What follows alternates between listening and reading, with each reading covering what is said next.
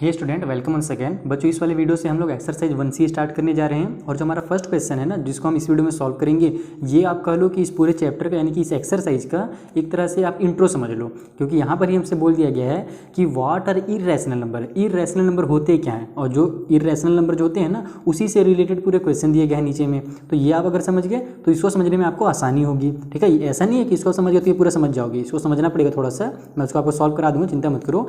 ये वाले वीडियो के बाद जो मैं नेक्स्ट वीडियोस बनाऊंगा उनका लिंक आपको नीचे डिस्क्रिप्शन बॉक्स में दे दूंगा, ताकि आपको ढूंढना ना पड़े। तो देखो, सबसे पहले हम क्वेश्चन समझते हैं कि इर्रेशनल नंबर क्या होता है और how do they differ from rational numbers, और ये रैशनल नंबर से अलग कैसे होते हैं। हमको कुछ एग्जांपल्स देकर के इसको समझाना है। तो आइए हम लोग पहले तो देखते हैं कि रैशनल नंबर क्या होता है। मैंने आपको रैशनल नंबर बताया था ना पिछले वाले एक्सरसाइज में, वहाँ पर हमने दो टाइप के डेसिमल नंबर भी देखे थे। एक होता था हमारा टर्मिनेटिंग डेसिमल नंबर और एक होता था जो नॉन टर्मिनेटिंग होता था, जो रिपीट होते रहता था। तो बस उसी से थोड़ा सा अलग होता है एक नंबर, जिसको हम लोग इर्रेशनल बोलते हैं। एक कॉपी में समझते हैं इसके बारे में। तो देखो, सबसे पहले तो मैंने इसका एक सिंपल से स्टेटमेंट में आंसर लिख दिया है, लेकिन ये आपको अभी समझ में नहीं आएगा। मैं आपको एग्जांपल्स के तौर पे समझाता हूँ, तब फिर आपको स्टेटमेंट पढ़ेंगे और फिर समझेंगे। तो सबसे पहले देखो, हमने क्या सीखा था पिछले वाले एक्सरसाइज में कि कुछ नंबर्स होते हैं जिनको जब हम लोग डिवाइड देते हैं ना, तो मान लो जैसे उसका आंसर आ गया 0.25, इस तरीके से आ गया, यानी कि इतना ही आंसर आता है डेसिमल के बाद और वो कंप्लीट हो जाता है। तो ये भी क्या हमारा, ये हमारा रैशनल नंबर कहलाएगा। लेकिन जब कंप्लीट हो जाता है तो इसको हम लोग बोलते हैं हमारा कंप्लीट वाला रैशनल नंबर, यानी कि जो हमारा डेसिमल रिपीट नहीं होता है।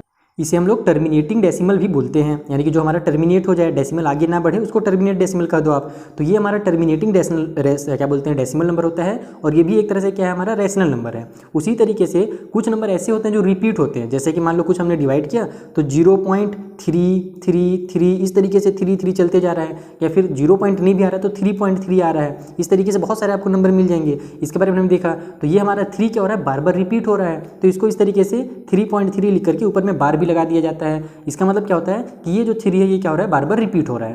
तो ये भी क्या हमारा रैशनल नंबर ही कहलाएगा। अगर टर्मिनेट हो जाए तो भी रैशनल नंबर है, अगर टर्मिनेट नहीं हो रहा है, रिपीट हो रहा है, तो भी रैशनल नंबर है। एक आगे एग्जांपल रैशनल नंबर का और ले लेते हैं, जैसे कि 4.25 है ना, 6, और उसके बाद फिर से 256 आ गया, फिर से 256 आ गया। तो ये भी क्या हो रहा है, 256 हमारा बार बार रिपीट हो रहा है। तो ये भी हमारा क्या कहलाएगा, रैशनल नंबर ही कहलाएगा।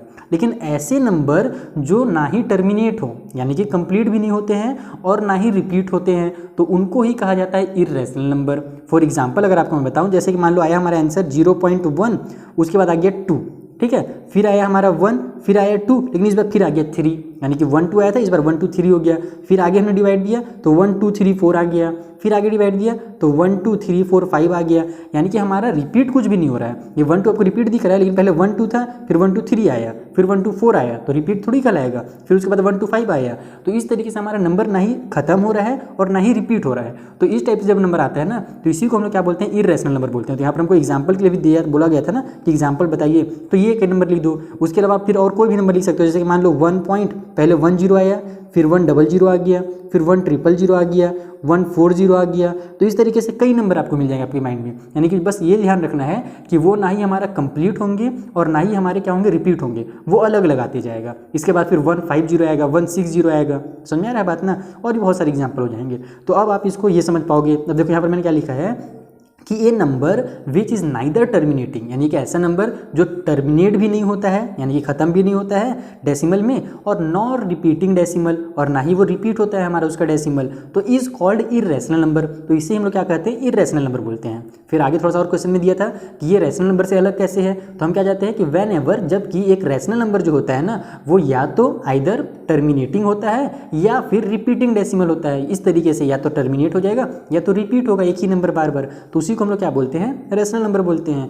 पहले इर्रेशनल का आप दे देना, सेम स्टेटमेंट मैंने एकदम सेम ही बनाया है, बस वहाँ पर नाइदर ना और था, यहाँ पर आइदर और कर दिया है। समझ आ रहा है, ताकि आपको याद करने में भी आसानी हो और समझने में भी आसानी हो, और एग्जाम्पल भी एक दो लिख देना अपने मन से।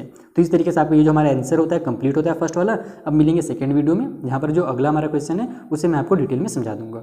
Thank you for watching.